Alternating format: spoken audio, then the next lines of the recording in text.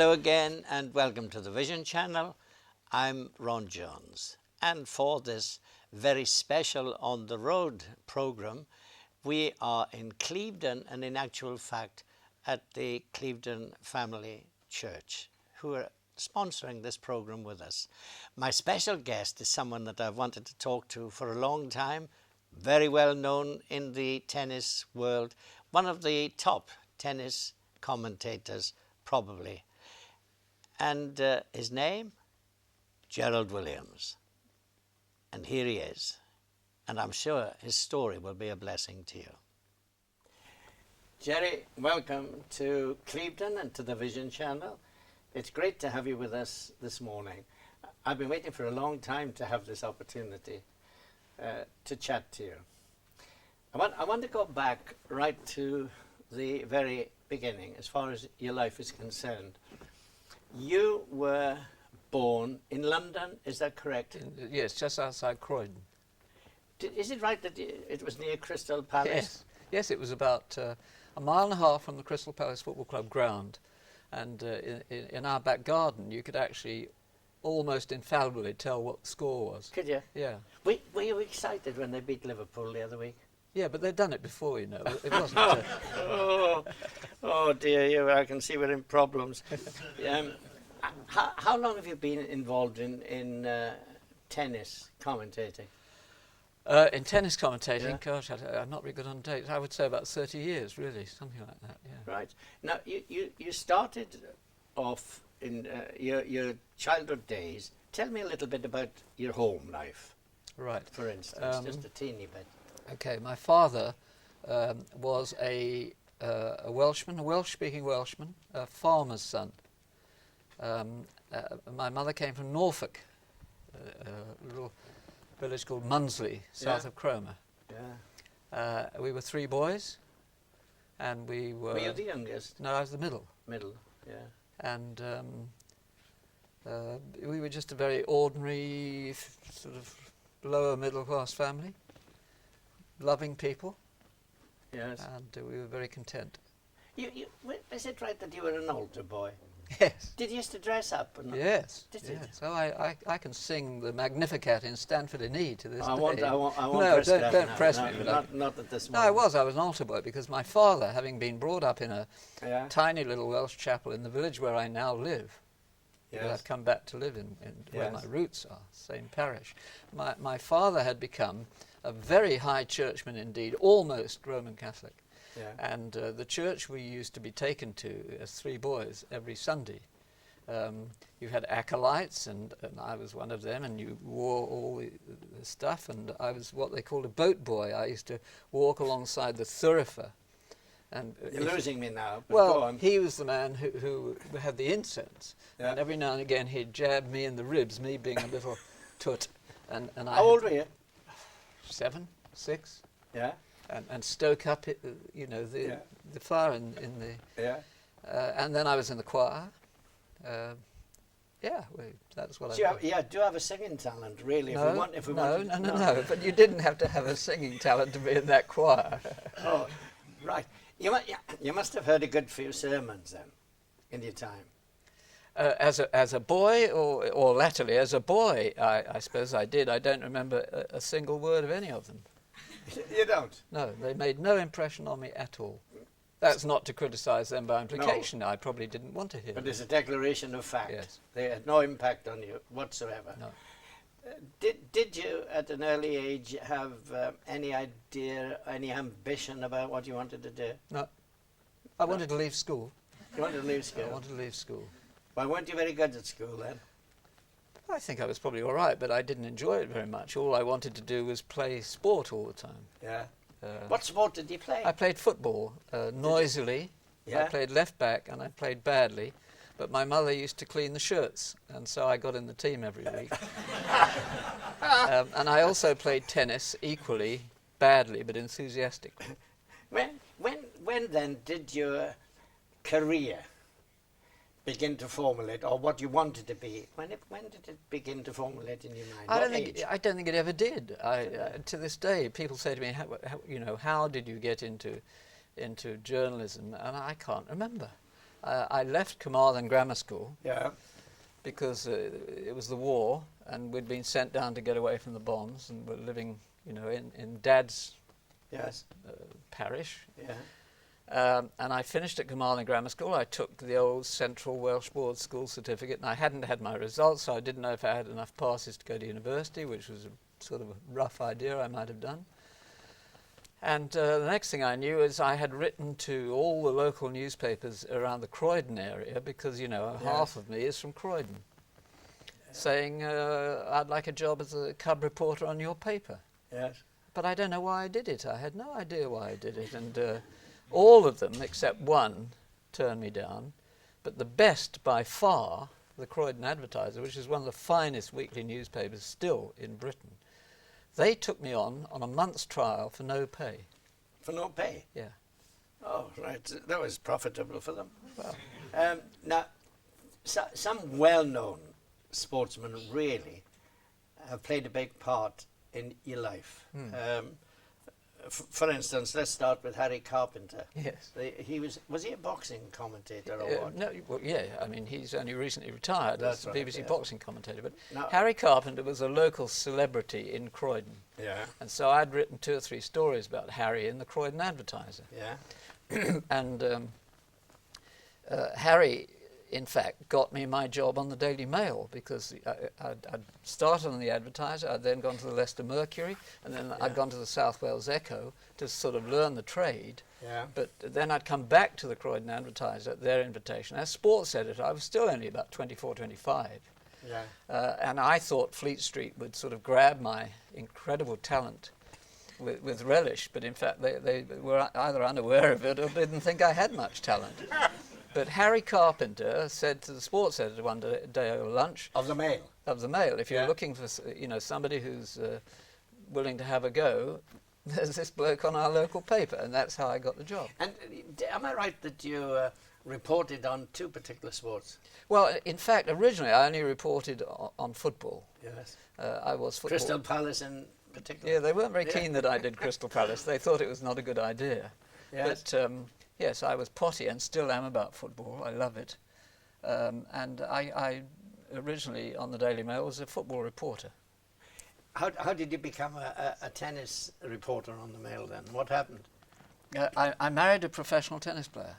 Yes. And through, you know, as the husband of a girl who became the number 2 ranked player in Britain, number 2 to Virginia Wade at Yes, the time, at that time. I got to know all the British tennis players and some overseas tennis players socially very well. I mean, Virginia Wade would occasionally step down from her celestial heights and come and stay for a weekend Would and things she? like that. Yes, not very often, but she was not unknown.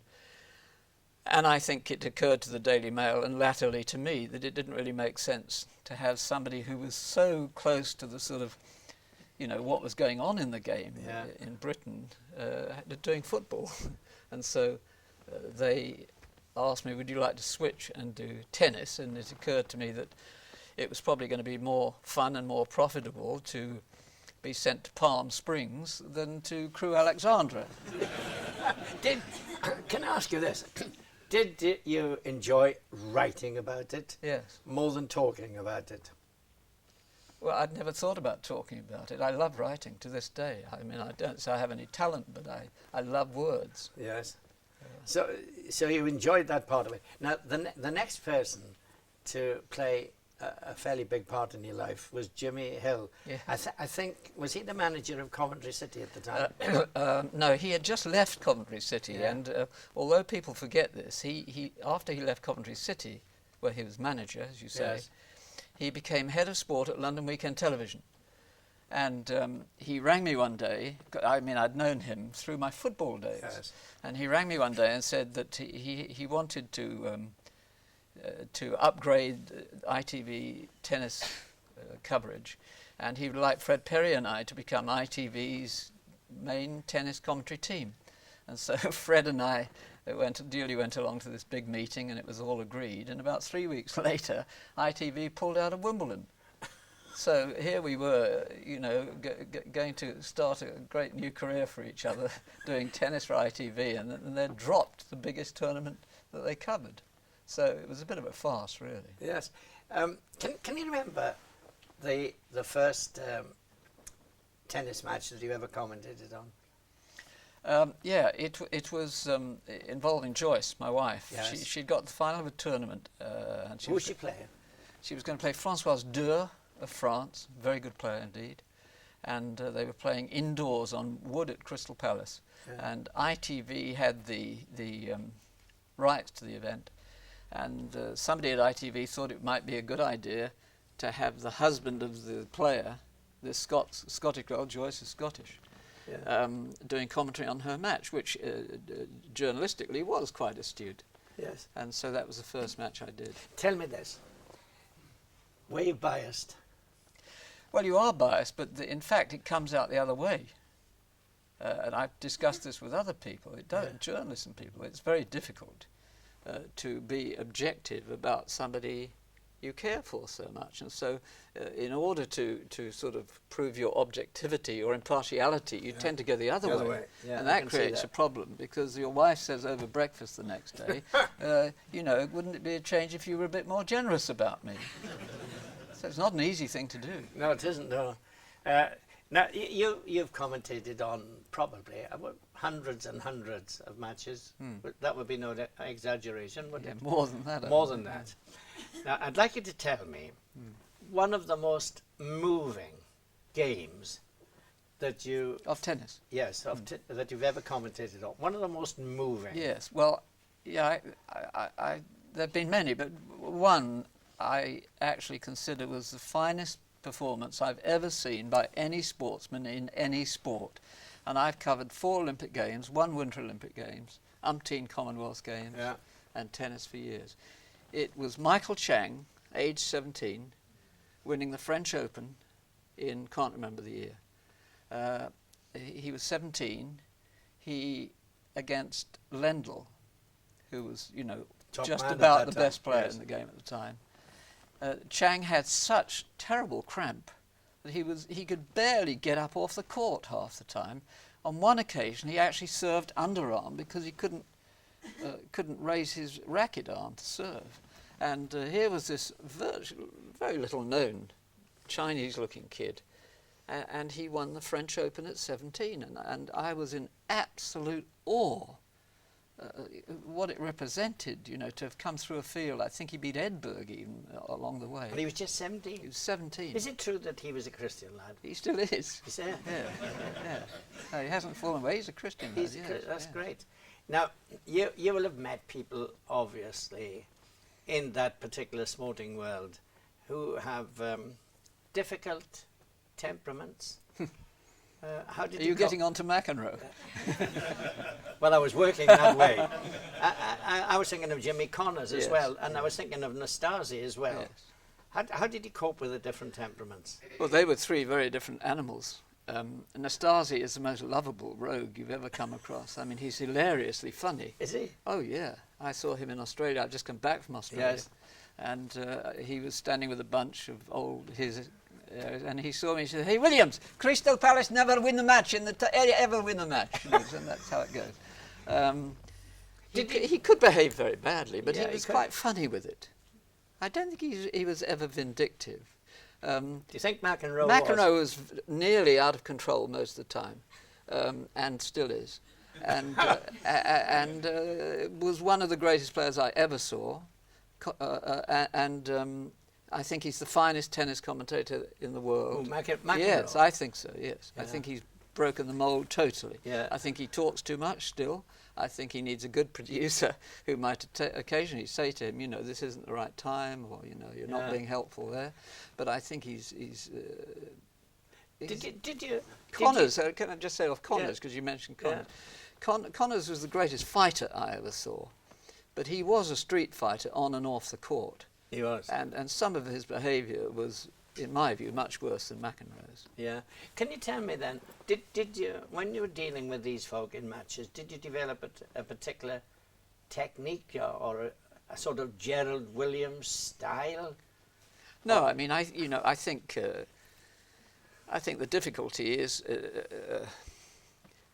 because you want to remain on decent terms with them because you're going to have to go and see them the next day and ask them to do an interview or something.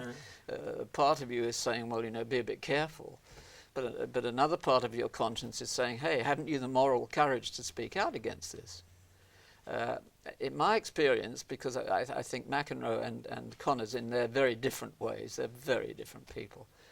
McEnroe is incredibly intelligent, for example. Is he? Oh, yeah. Can I mean, just to finish that, another part of you is saying, look, you must have the moral courage to speak out against this. Yes.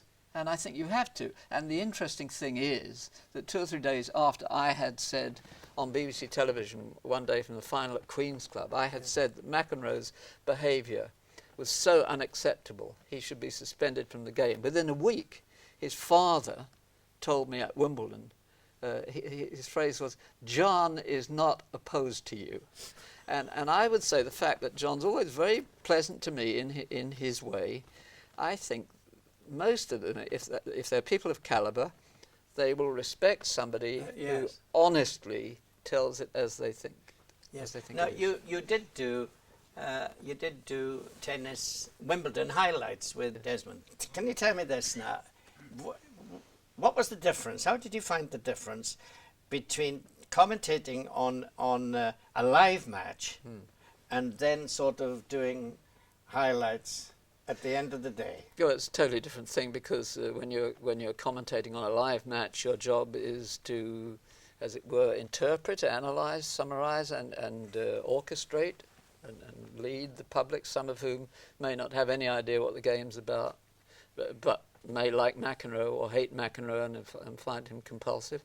And then at night to bring in opinions much more. And Yes. Desmond and I used to do quite a lot of that. Some of it we did rather flippantly, which didn't go down very well with the head of sport at the time. I remember after the first night we ever worked together, he said the next day that he didn't want us to turn the Wimbledon highlights programme into a comedy show. But it was difficult because a chap called Terry Wogan on Radio 2 had started to pick up on what we were doing, and Wogan was going on every morning and saying things like, "Did you hear what those two were on about last night?" And we were getting 10 million viewers. But you did it with Desmond. Desmond. No, that sorted him out. You did it with him for 12 years. No, something like that, about probably 9 or something. Now, can I move on to the Arthur Ashe story? Which I consider to be a most tragic one. Can you tell us in a couple of sentences? Arthur's my favourite tennis player. I could go on about Arthur Ashe forever. Black kid brought up in a Southern American state at the time of when blacks were treated like animals. Yeah. And because of his intelligence and his humour and his courage and his principles and all those things, he became so revered in America that it was commonly rumoured that one day he would very likely become American ambassador to London. Is that right? Yeah. And Arthur and I always got on really well. He had a lovely sense of fun and humour, but was very bright. And I had done commentary with him at the US Open one year, and he'd seemed fine. Yeah. And a few weeks later, there was a paragraph in the papers to say that he'd called a press conference in New York to say he had AIDS. And Arthur had got AIDS because he'd had open heart surgery and had been given contaminated blood. Yeah. So he was completely innocent. And I wrote to him, and we kept in touch. And about a year and a half later, Arthur died. Yeah. But Arthur became a Christian before he died. Yes, I was going to take that point up with you about what we might call life's realities. There's a man like that at the top of his career, and that happens to him. And it's part of some of the realities of life. And how do you think he coped with it? It's interesting that when he knew he had AIDS, he phoned the two people he felt closest to him. One was Stan Smith. Yeah. And the other was a man, now himself dead, Bob Briner, who was a television mogul based in Dallas. And he phoned them both, and he asked for their spiritual support. Now, this was from a man who had everything. Arthur had everything. Money, fame, everything. Happy marriage, beautiful child. What did Arthur want? religion for. And even though Bob Briner and Stan Smith and Dennis Ralston, at that time also in the United States Davis Cup team, were all Christians, you know, Arthur would sort of get out of any conversation that looked as if it was going to get, as perhaps he would have used the word, a lot of people do, religious. But, you know, when the chips are down, yes, you can't evade the question. And when the chips were down, even the great Arthur Ashe, who had everything, didn't have everything. But mercifully, he was intelligent enough and aware enough and had people he could go to, and he did. Yeah. And it made a difference in his life, well, obviously. He committed his life to Yes, Christ. Now, tell me about Margaret Court. Margaret Court and I were she was sort of at her peak winning. She's, you know, in terms of winning great championships, she's won more than any woman, more than Martina Navratilova, for example. Is she? Yeah. And Margaret was sort of at her peak when I was at my peak on the Daily Mail. They're hardly equal, but what I mean is I was the Daily Mail tennis writer at that time. And so we got to know each other very well. And Margaret was pretty well known to be a Catholic, a serious Catholic girl, brought up Catholic. And if we would be, for example, at the Italian Championships in Rome, yes, you would know Margaret had been to Mass in the morning on a Sunday. And probably, not necessarily always, but I would have nipped round to a little Anglican church in the Corso, Via del Corso, because I'd been brought up to go to church. And so I think we were aware that we had a sort of, in her case, more serious than me. We had a sort of God awareness. She had more than that. Yeah. I just had a God awareness. I think I've got a book. Yes. A Winning Faith, the Margaret Court story. What's she doing now? She asked me to do the forward for that. Did she? Yeah. Well, I'll have to read that. No, she did. I'm very proud. What's she doing now? She's a Would you like me to stop and read it out? Eventually. Go on. It's program long enough. She's now the Reverend Margaret Court. Is she? Yes, and she's pastoring with her husband, Barry, a church in Perth, Western Australia. Right. Now, all that you've told me up to now has been interesting, and I've been glad to hear all that. I want to move on to your private life. I want to touch a little bit on your private life. You fell in love with a lovely lady. You married Joyce. And 8 years later, the thing fell apart. She met somebody else. How did you feel? How did you cope? I was completely devastated. Completely devastated. Did you feel at rock bottom? Oh yeah, I mean, it wasn't just that I was heartbroken, but nothing like that had ever happened in our family. It didn't happen. Full stop. And here was I, Daily Mail tennis correspondent. Yeah. And it was all over the Sunday Express. Huge story, you know what they're like. And there was shame and heartbreak. And I mean, anyone who's been through a marriage breakup, you don't have to tell them. You don't have to tell them what it's like. You know, if you really love somebody and you intend to spend the rest of your life with them, for that to happen is devastating. Now, if I could say that in no way am I being judgmental about Joyce. Probably if the boot had been on the other foot, it would have happened to me. I'm just saying that's what happened. Yeah. And is it right, you've been married 8 years? Yeah. Right. Now, a little while later, you married again. Yeah. It wasn't really a marriage that people usually talk about, you know, being on the rebound, because it was a bit longer than that. Well, I was just lonely, I think, you know. And when you've been married and sharing your life with somebody and all the intimate things in your life, suddenly to be a sort of adrift, you know, you're just lonely, I suppose. And I married in a great hurry, somebody who didn't really want to marry me, so it was ridiculous. How long did that last? Weeks. Weeks. Is it right that you almost seem to come to the end of your tether? I mean, you still had a good career, didn't you? Yeah. You were still doing all the things that you liked doing. My public face was okay. I was doing the job. But the difference was that when when my marriage broke up, I was heartbroken. The second time, I wasn't so much heartbroken, I didn't know what was going on. You know, all my life was a million questions and not one answer. How can this happen? You know, questions, questions, questions, no answers. What sort of questions did you ask? Well, why me? What did I do wrong? Yes. Things like that. And did you feel so bad that you were on the verge of a breakdown of some sort, or what? Well, I don't think so. I mean, I was just... no, I mean, I think I'm a survivor. Yeah. And I think I was managing publicly to keep my head above water, but inwardly I was in bits and pieces. And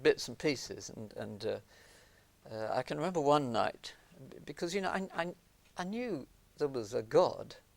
I didn't know what he was like, but from going to church and chapel, being an altar boy and all that, and also going to chapel in Wales whenever I would be down in Wales with my grandma, and I had an aunt who used to take me to the mission hall in Carmarthen, so I knew God was there, but I didn't know what he was like, and also I didn't know how I would approach him anyway. But I can remember at that time going to bed. I mean, this is a good Welsh word. This was at After when the the second yeah. marriage broke down. I can remember, here's me, sort of, I don't know what age I was, I suppose mid-30s. Yeah. And I can remember going to bed in my nice house in Epsom one day and taking a Bible to bed with me. Did you normally read the Bible? No.